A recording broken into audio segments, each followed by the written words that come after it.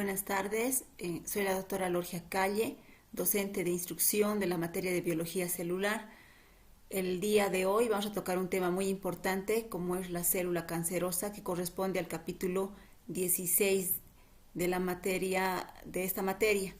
Dentro de lo que son los objetivos generales, podemos decir que es muy importante para los estudiantes conocer los tumores que pueden dar metástasis y ocasionar grandes problemas de salud en el ser humano. Conocer los diferentes agentes que pueden causar el cáncer. Existen diferentes agentes, virus, que son patógenos que pueden llevar al cáncer, sustancias químicas, etc. También es importante describir las características morfológicas, moleculares y funcionales de los tumores, esas características que son muy diferentes a una célula normal.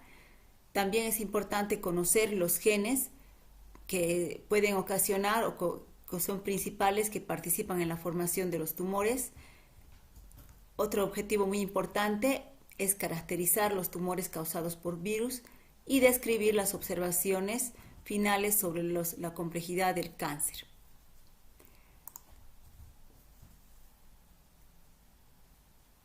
En esta primera diapositiva vamos a hablar sobre lo que es la introducción a este tema. La célula en los organismos multicelulares forman una comunidad altamente organizada de tejidos organizados y regulados por controles internos. ¿Qué quiere decir esto? Estos controles externos participan o pueden ser o corresponden a las hormonas y también a los factores de crecimiento. Cuando se forman los órganos en inútero o también en el desarrollo dentro del útero, etcétera, se forman los órganos, van creciendo hasta cierto tamaño y reciben señales químicas para entrar en una fase G0 donde la proliferación se detiene. Entonces hasta cierto periodo existe un desarrollo del órgano, crecimiento, etcétera, pero esto no es indefinido, llega a detenerse ese crecimiento tanto a nivel celular como estructural. Entonces, ¿qué es lo que ocurre? Estas células ingresan a un periodo G0. Este periodo G0 que quiere decir que no existe una proliferación celular. Entonces, desde ese punto de vista, existe un control, ¿no? Por estos controles tanto internos como externos, por los factores de crecimiento, etc. También, después de que una persona sufre una lesión sea en un órgano, en un tejido, etc., ocurre la regeneración. Esta regeneración implica multiplicación celular para la reparación de ese tejido hasta reponer ese órgano. Una vez que se repone, también las células ingresan a un periodo G0 y se detiene el crecimiento. Entonces, podemos decir que la célula cancerosa es muy diferente frente a estos estímulos.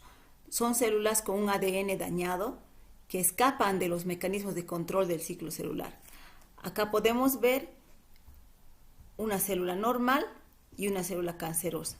Las características estructurales, la forma, aquí tiene una forma bastante degenerada, bastante irregular.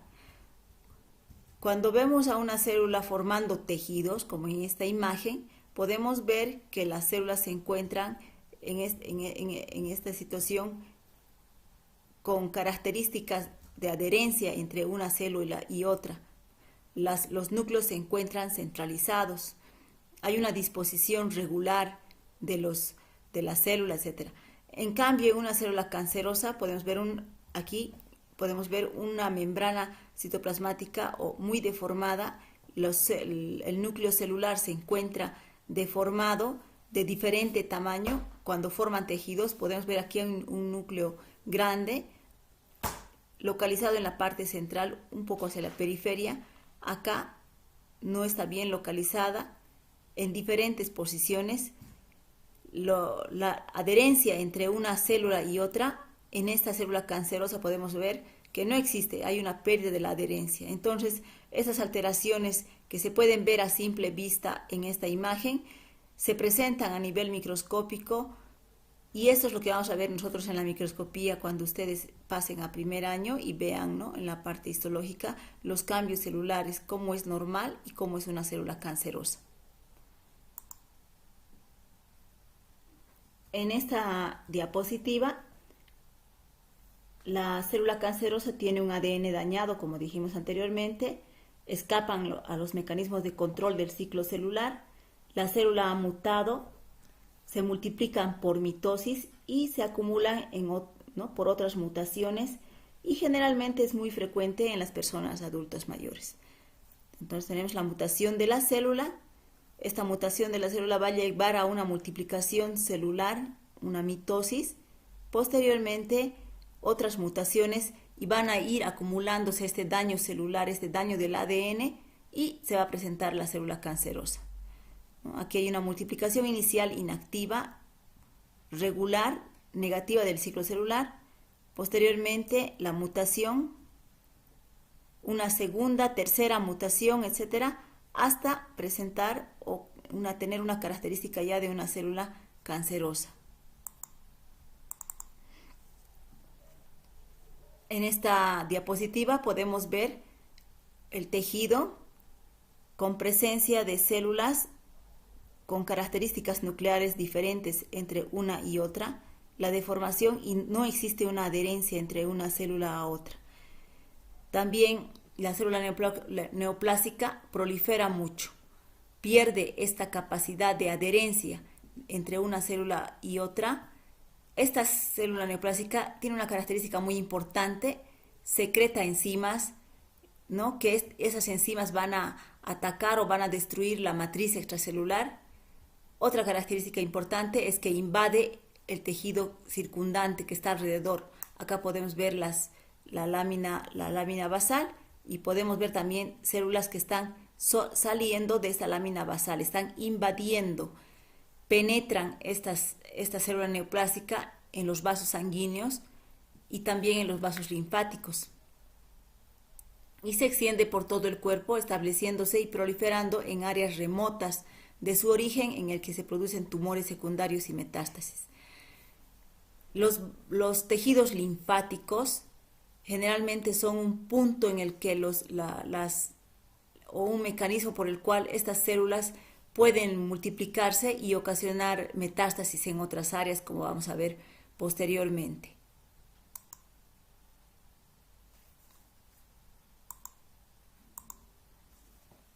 Los tumores malignos se denominan cánceres, ¿no?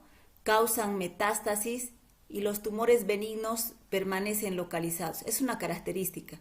Un tejido o un tumor maligno tiende a distribuirse a otras áreas del organismo, a otras áreas, a otros tejidos, etcétera, y multiplicarse en estas áreas e invadir varios tejidos y ocasionar grandes alteraciones.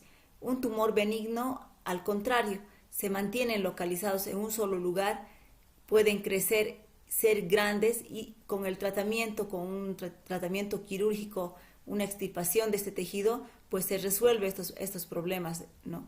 En cambio, un tumor maligno tiende a ocasionar crecimiento en otras áreas, a lo que denominamos metástasis, y esto puede llevar a la muerte. Esa es una característica muy importante en el cáncer. Se usa el nombre de tumor anteriormente, en un principio, ¿no?, como consecuencia de una neoplasia, pero antes decíamos que un tumor es una alteración de los tejidos que produce un aumento del tamaño, un aumento del volumen, un agrandamiento que no es normal. Eso se llama un agrandamiento anormal de una parte del cuerpo, que aparece, por lo tanto, hinchada y distendida.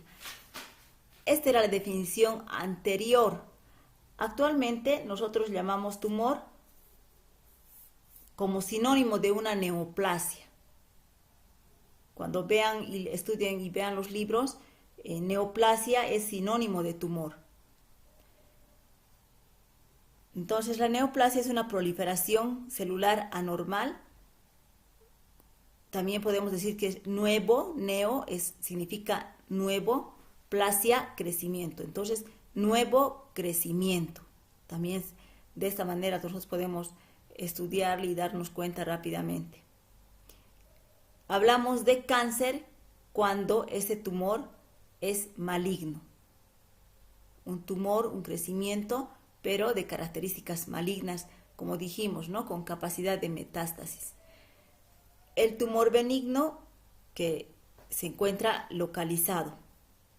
Las células permanecen localizadas, afecta solo al órgano en el que se origina el tumor y a los tejidos circundantes que pueden ocasionar una compresión alrededor del tejido y se curan fácilmente mediante una cirugía o una extirpación.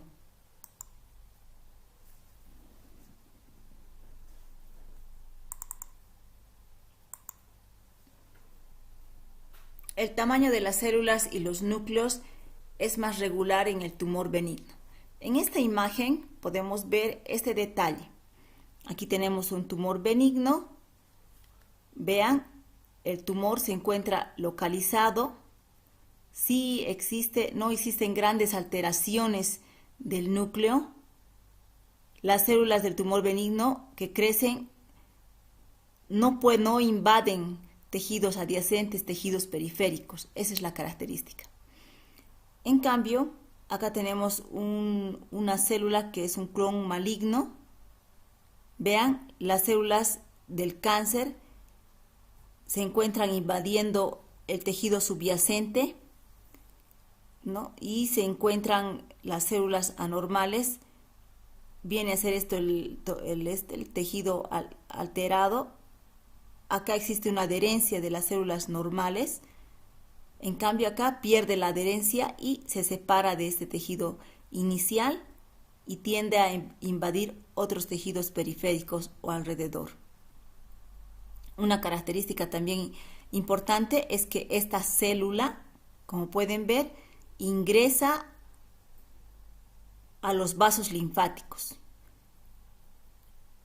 Estos vasos linfáticos que confluyen en los ganglios linfáticos, donde va a haber un desarrollo, un crecimiento de este tejido, va a haber una multiplicación, una mitosis acelerada, donde se va a presentar los ganglios linfáticos aumentados de tamaño.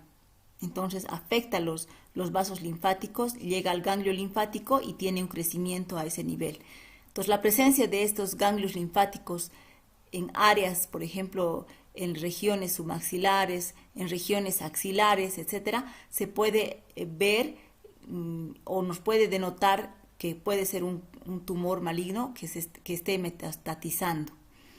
También esta célula, como pueden ver en esta imagen, tiende a ingresar a un vaso sanguíneo y transportarse y localizarse de un lugar a otro, hacia otro tejido e invadir otro órgano. Y en ese órgano desarrollar o presentar un desarrollo celular a este nivel. Entonces acá dice las células cancerosas que invaden vasos sanguíneos, vasos linfáticos, colonizando órganos a distancia. Entonces esta colonización de órganos a otros órganos a distancia de estas células malignas se llama metástasis. Algo muy importante es la variabilidad nuclear y la capacidad de invadir los tejidos cercanos y propagarse a través de los vasos sanguíneos linfáticos, originando las metástasis. ¿Qué quiere decir variabilidad nuclear? Que este núcleo no es idéntico a este otro núcleo de esta otra célula. Hay una diferencia, hay una variabilidad del núcleo. Y también esta variabilidad también determina la capacidad de invasión a tejidos cercanos. Otra característica, que las células pierden su capacidad de adherencia mutua entre una célula y otra. Normalmente la célula se adhiere a la otra por los desmosomas, las placas, etcétera, se van uniendo o se mantienen juntas. En cambio, acá hay una pérdida de esta capacidad de adherencia. También invaden vasos sanguíneos. En los vasos sanguíneos existe un transporte por la sangre, la linfa, y es llevada a colonizar órganos a distancia. Entonces, nuevamente hablamos de metástasis. En esta otra diapositiva, enseguida vamos a pasar, dependiendo del tumor, las metástasis muestran preferencia por ciertos tejidos. Los diferentes tipos de tumores tienen una predilección a realizar metástasis en una determinada área. No todas las células que se separan del tumor entran en la sangre y en la linfa y serán capaces de completar con éxito su trayecto para formar metástasis. O sea, el hecho de que una célula logre salir del lugar original e ingresar a los vasos sanguíneos significa que va a llegar triunfante, digamos, al tejido donde va a metastasizar. No, en ese trayecto esta célula maligna puede sufrir una destrucción. ¿Destrucción por qué? Porque esta célula puede presentar una ruptura cuando esté cruzando la pared vascular, o que el vaso sanguíneo sea más delgado y pueda ocasionar un daño, digamos, en su membrana y romperse y morir. Entonces, no todas las células logran llegar a cumplir, digamos, llegar a ocasionar metástasis en otro tejido. Otra forma en la cual puede presentar destrucción de la célula es el ataque de las moléculas del sistema inmune. El sistema inmunitario, los macrófagos, pueden detectar a esta célula extraña dentro en el torrente sanguíneo y atacarlas y destruirlas. Entonces el sistema inmunitario también participa en el control a nivel celular, ¿no?, para detectar sustancias extrañas o células extrañas para poder matarlas, en otras palabras, ¿no?, fagocitarlas. Entonces la fagocitosis por los macrófagos viene a ser una forma de control para que no se presenten también las metástasis en una forma inicial. Dependiendo del grado de malignidad, esta célula va a llegar y va a lograr, digamos, desarrollar una metástasis en otra área. En esta otra diapositiva, acá tenemos, dependiendo del tumor, las metástasis muestran preferencia por ciertos tejidos. Las células que lograron atravesar y lograron llegar a los tejidos donde van a ocasionar metástasis, van a estimular la formación de nuevos capilares. Cuando lleguen a ese lugar, van a estimular, a eso se llama angiogénesis, ¿no?, la estimulación de la formación de nuevos capilares sanguíneos, y esto va a asegurar de alguna manera un suministro tanto de nutrientes, factores de crecimiento, oxígeno, etcétera. ¿Para qué? Para que estas células comiencen a multiplicarse, ¿no?, y vayan invadiendo otros tejidos. Entonces, estas mismas células van a estimular esta formación de nuevos, o una neoformación de vasos sanguíneos nuevos, ¿no?, o la angiogénesis, que se llama, tiene ese nombre. Sobre las metástasis óseas, hay tumores que tienen una predilección a ciertos tejidos. Hay tumores que tienen una predilección para realizar o presentar metástasis a nivel cerebral, a nivel óseo. Las metástasis óseas, por ejemplo, los tumores renales, los tumores del riñón, tienen una tendencia de ocasionar metástasis en los huesos. También los tumores tiroideos igual tienen esa tendencia, esa predilección a afectar tejido óseo. El tumor, los tumores, los adenocarcinomas del pulmón también tienen esta predilección a presentar metástasis en hueso. El cáncer de mama, los tumores mamarios también, y el cáncer de próstata. Son estos los más principales tumores que se presentan o que presentan metástasis a nivel óseo. Podemos ver acá una imagen en el cual se evidencia la columna vertebral y existe una metástasis a nivel óseo. Vean acá, existe una lesión grande donde prácticamente el tejido óseo ha sido reabsorbido a este nivel, ¿no?, grandes cambios, y esto ocasiona dolor en el paciente.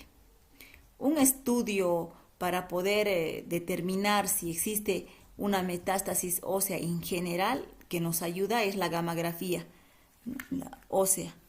Vean acá, acá podemos ver las lesiones donde existen metástasis Mediante esta gamografía podemos determinar qué áreas del tejido óseo han sido afectadas por estos tipos, cualquiera de estos tipos de tumor. Entonces es importante tomar en cuenta también esto. Existen diferentes agentes que pueden causar cáncer. Los virus pueden ocasionar cáncer, por ejemplo, el virus de la hepatitis C, de la hepatitis B, el papiloma virus, son estimulantes a la producción o a un daño celular, a una mutación de la célula y ocasionar cáncer.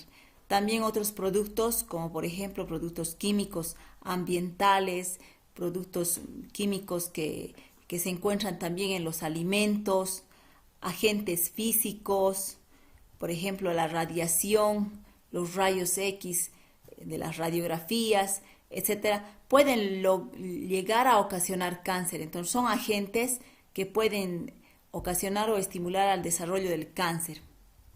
También se ha hablado de carcinógenos.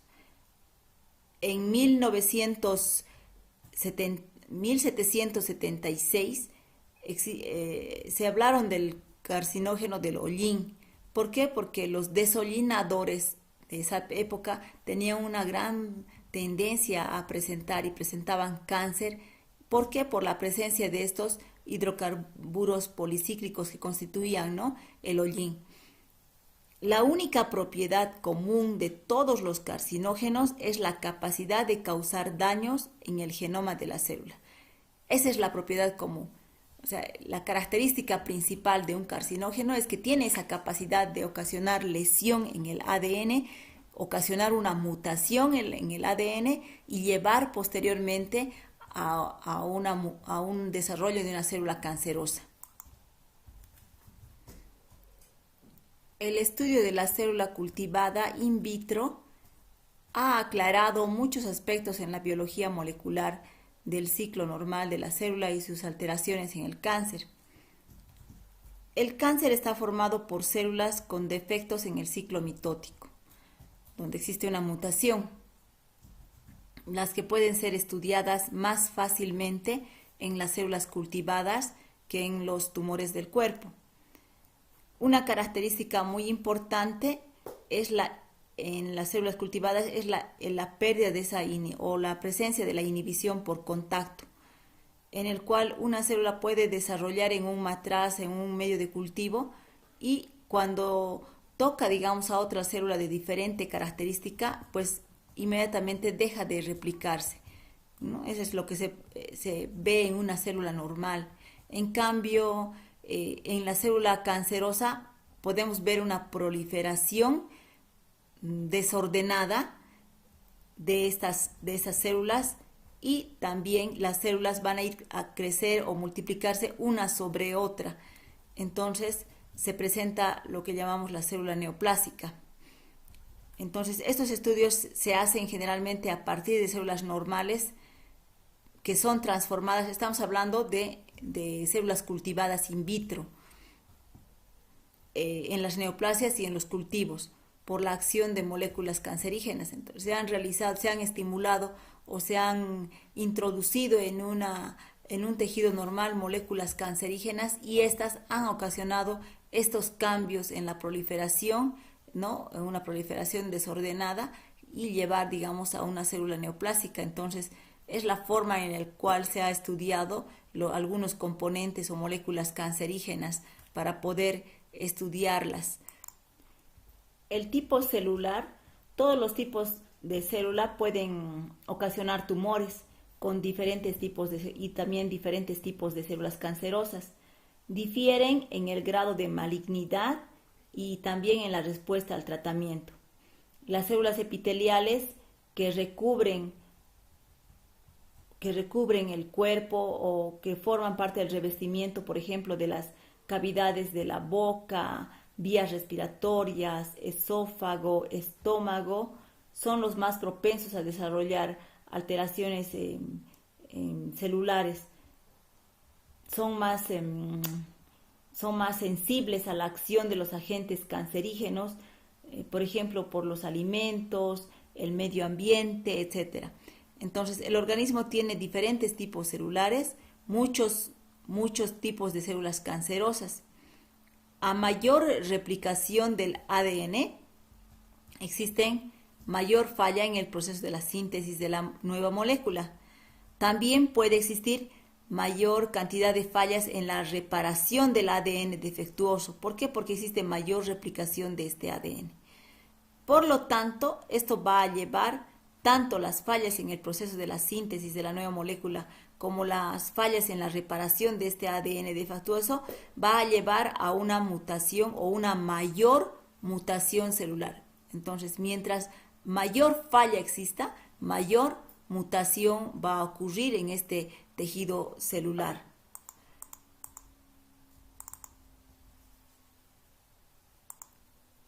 El factor carcinógeno adicional, hablamos de los rayos ultravioletas solar, que tienen una actividad mutagénica sobre las células epiteliales de la epidermis. Estas contienen cavidades variables del pigmento melanina colocadas en una campana en el lado del núcleo celular. Podemos ver en esta imagen y vamos a poder comprender a detalle lo que nos trata de explicar esta figura 16.3 que corresponde al libro. Vemos una piel oscura, una piel clara y una piel donde no presenta melanina, ausencia de la melanina en el albinismo. En la piel oscura, ¿no? Entonces, acá podemos ver una campana protectora para el ADN que está protegiendo, ¿no? Esta campana, aquí están los gránulos de melanina en gran cantidad. La luz ultravioleta puede dañar el ADN, lo que lleva a la mutación sucesiva que terminan a convertirse en una célula cancerosa. En la piel oscura, en la que la protección que ofrece la melanina es máxima, las personas de la piel clara, como en esta imagen podemos ver, se muestra que tienen menos melanina. Los pigmentos son en menor cantidad, pueden ver acá, estos son los rayos ultravioleta en menor cantidad, y la piel va a ser más sensible, a diferencia de la piel oscura, a los rayos ultravioleta. En el albinismo, en este caso, no encontramos los gránulos de melanina, no hay melanina en todas las células, lo que hace que la piel de los albinos sea muy sensible al sol. En consecuencia, estos pacientes, o los albinos, tienen mayor incidencia de cáncer en la piel. ¿Por qué? Porque por la piel clara y la ausencia, ¿no? Y la protección que genera los gránulos de melanina en el tejido. Acá tenemos los rayos ultravioleta, la misma intensidad de radiación ultravioleta, pero estas tienen mayor protección, la piel morena, que la piel clara. La piel clara tiene mayor predisposición a desarrollar cáncer de piel. Y los albinos aún más todavía. Entonces, eso es la diferencia. Entonces, los gránulos de melanina se encuentran de preferencia en la región supranuclear.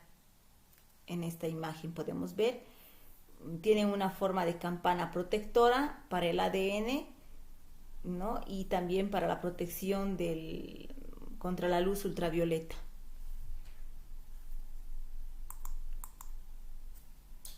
Los tumores malignos y benignos, ¿cuáles son las diferencias? Originados a partir de las células epiteliales de revestimiento, y también hay tumores derivados de las células epiteliales secretoras. Los tumores malignos llamamos carcinomas, y los tumores derivados de células epiteliales secretoras se llaman adenocarcinomas. Cuando es benigno este tumor se denomina adenomas. Entonces, adenocarcinomas hablamos de malignos, ¿no? Luego, los tumores originados a partir del epitelio conectivo. Hablamos del fibroma originado en el fibroblasto, su origen, digamos, de este fibroma es las células fibroblásticas. El osteoma termina con oma, originados en el osteoblasto, y el condroma, originados a partir de las células del cartílago. Esto es termina en oma cuando hablamos de tejido conectivo.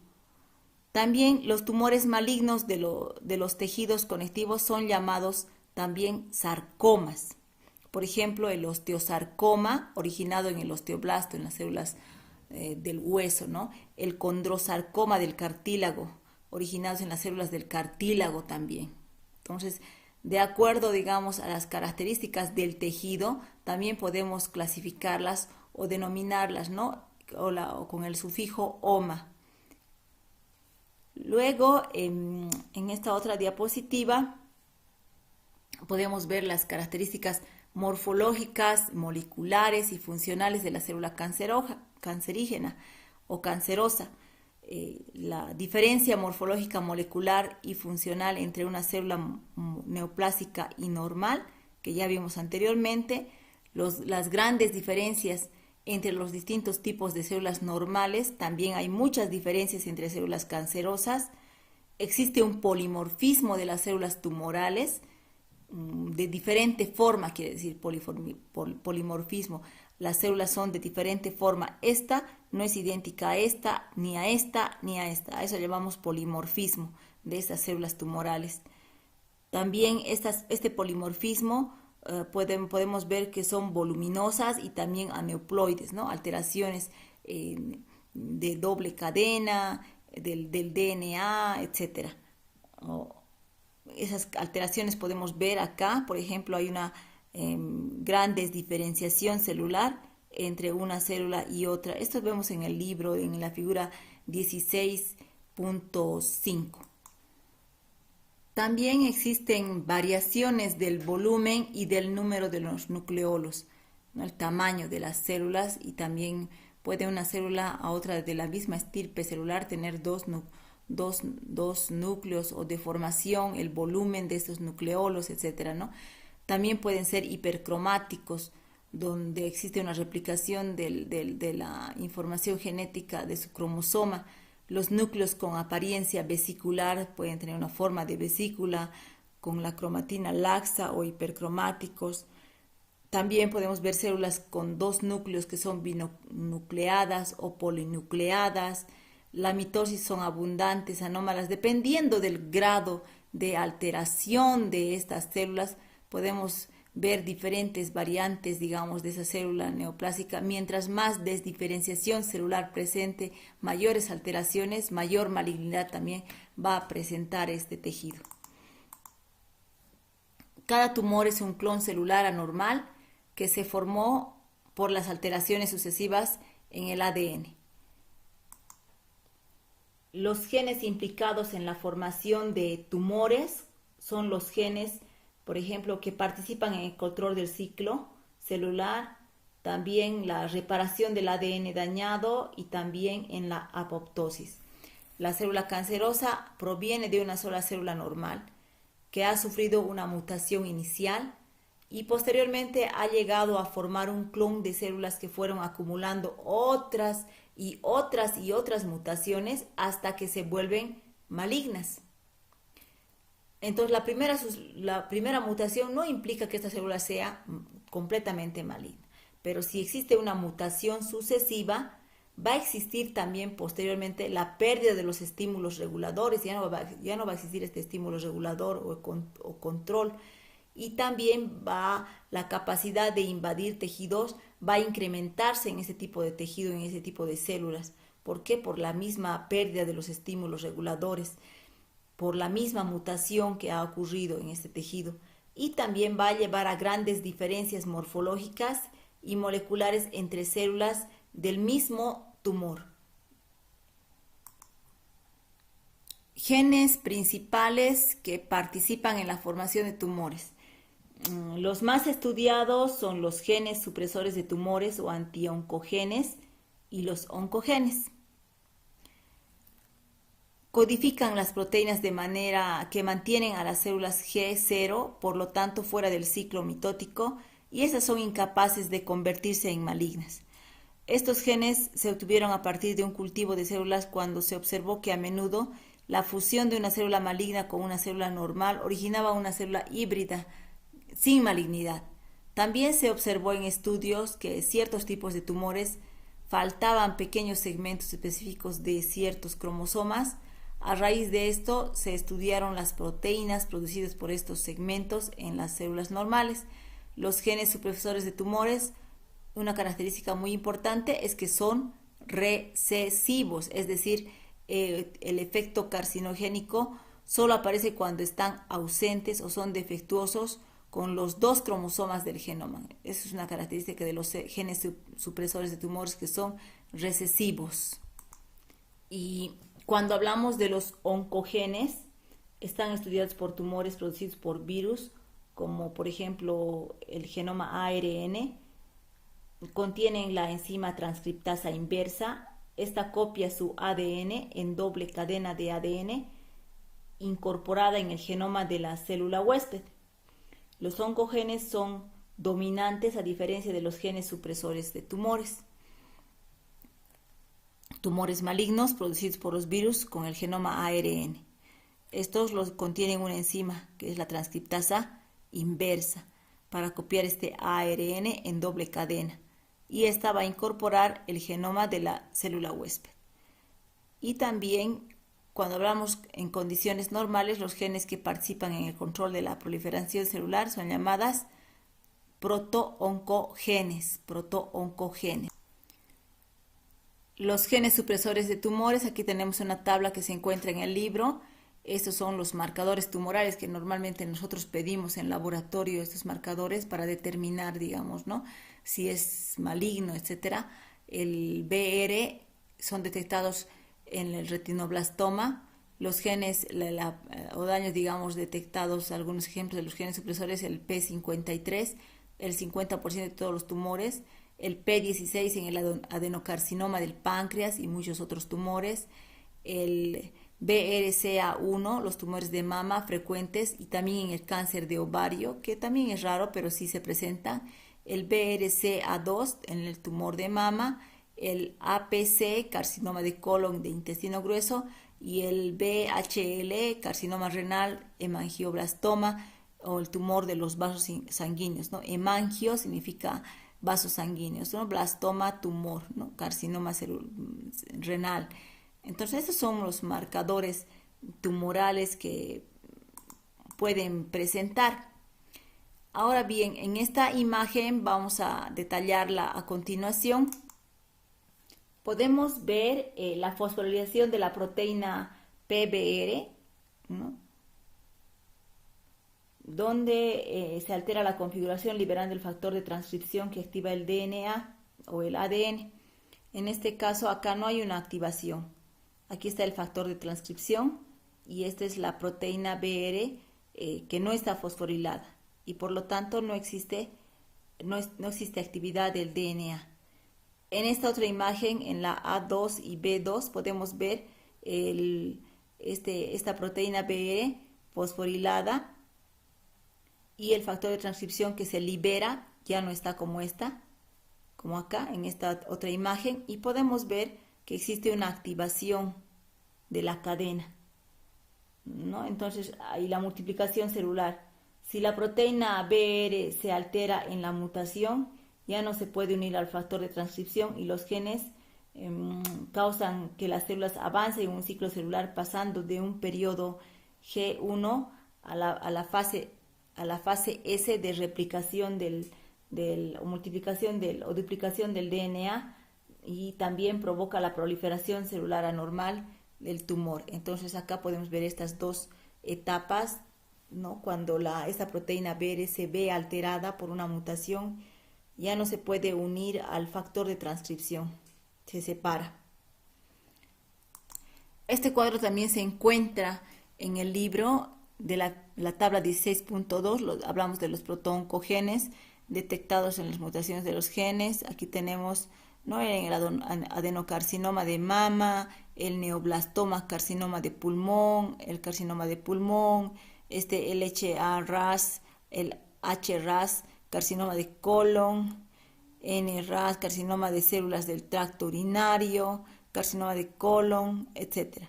Entonces, estos oncogenes codifican proteínas que promueven la pérdida del control sobre el ciclo mitótico y hacen que las células se vuelvan cancerosas. Estos genes resultan de la multiplicación o la mutación somática y una característica es que son dominantes, no como los anteriores recesivos, al contrario de los genes supresores de tumores, ¿no?, que son recesivos y no son hereditarios. En la siguiente diapositiva, acá tenemos los oncogenes y los protooncogenes. Los oncogenes se expresan por la síntesis de receptores defectuosos que emiten señales constantes para que se divide la célula incluso sin recibir cualquier estímulo del medio extracelular. Los protooncogenes, por lo general, los genes que codifican los factores de crecimiento, ¿no? También los protooncogenes codifican proteínas que actúan como factores nucleares de transcripción del DNA, promoviendo la proliferación de la célula normal. Y estos oncogenes codifican proteínas que se encuentran en el citoplasma y estimulan la proliferación como si el receptor situado de la superficie celular hubiese sido activado. Estas son las características, ¿no? Por lo tanto, en esta otra diapositiva podemos ver los virus que están relacionados a tumores. Hay virus como por ejemplo el virus CB40, el Epstein-Barr, el virus de la hepatitis, el papiloma virus. Son virus que están relacionados o que están relacionados a la presencia de cáncer en los diferentes órganos.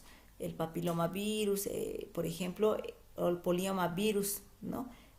También el de la hepatitis B, en el cáncer de hígado, etcétera. Entonces es importante tomar en cuenta, digamos, que los virus también constituyen parte del riesgo, digamos, de desarrollar cáncer, las infecciones por virus. Es muy importante que tomemos en cuenta que las presentaciones, los videos, son solo referencia de una visión general del tema para que puedan ustedes comprender un poco. Es responsabilidad del postulante estudiar todo el contenido del capítulo, desde el título del tema hasta el resumen, incluyendo los casos clínicos, la terminología, las tablas, los gráficos, los dibujos, etc. Si los estudiantes presentan o tienen alguna duda o pregunta, es mejor acceder, digamos, a la plataforma Classroom, que ustedes cada uno ya tiene en sus grupos correspondientes en la sección del tablón para realizar sus preguntas o cuestiones que ustedes tengan. Bueno, muchas gracias. Quiero agradecerles por esta oportunidad y bueno, yo les deseo mucha suerte, que Dios les acompañe en las actividades que ustedes realizan, en sus estudios, etcétera, para que les vaya bien también. Es importante que nosotros aprendamos también a encomendarnos a Dios, y Él es el que se encarga de poder ayudarnos, ¿no? Siempre y cuando nosotros ponemos de nuestro esfuerzo, de nuestro empeño para las cosas que nosotros queremos conseguir. Bueno, yo quería agradecerles a todos ustedes jóvenes por tener, digamos, la oportunidad de estar con ustedes por el medio virtual, no en presencial como otros años, pero feliz porque sé que ustedes son personas que desean aprender y esa avidez del aprendizaje es muy importante para el desarrollo de cada uno. Muchas gracias y muchas bendiciones. Gracias.